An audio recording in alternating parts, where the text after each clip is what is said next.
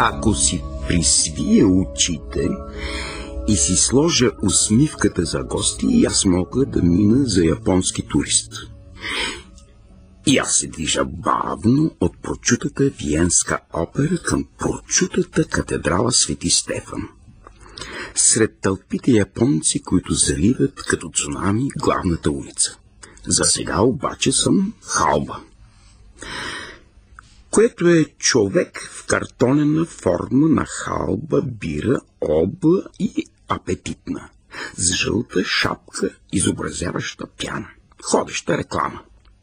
И няма смисъл да си присвивам очите, защото бирата, която рекламирам, е холандска.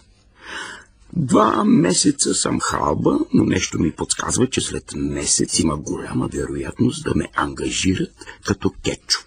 А кетчупите, всеки знае, получават много повече, защото новозеландците са купили веригата магазини за хранителни продукти и пробиват пазара.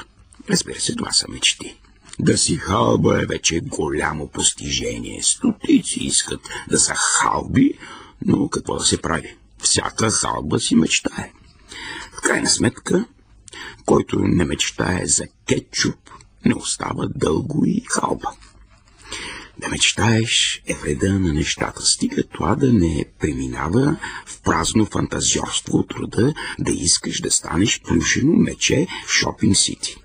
Там за 1 година може да заработиш колкото да си платиш 7 семестра в университета, че да ти остане нещо за джобни. Да не говорим, че работата е целогодишна под покрив, а климатиците разнасят аромати като в Хавай.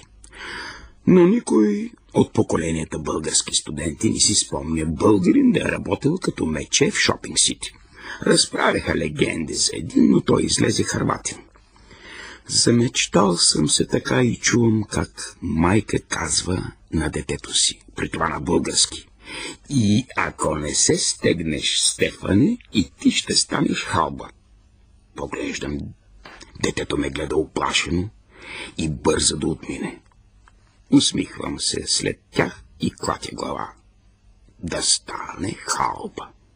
Тя не знае какво щастие е да си халба, да вървиш цял ден сред тълпите и да я срещнеш точно в 7 и точно на ъгъла. И да бъде в кремава рокля на цветчета.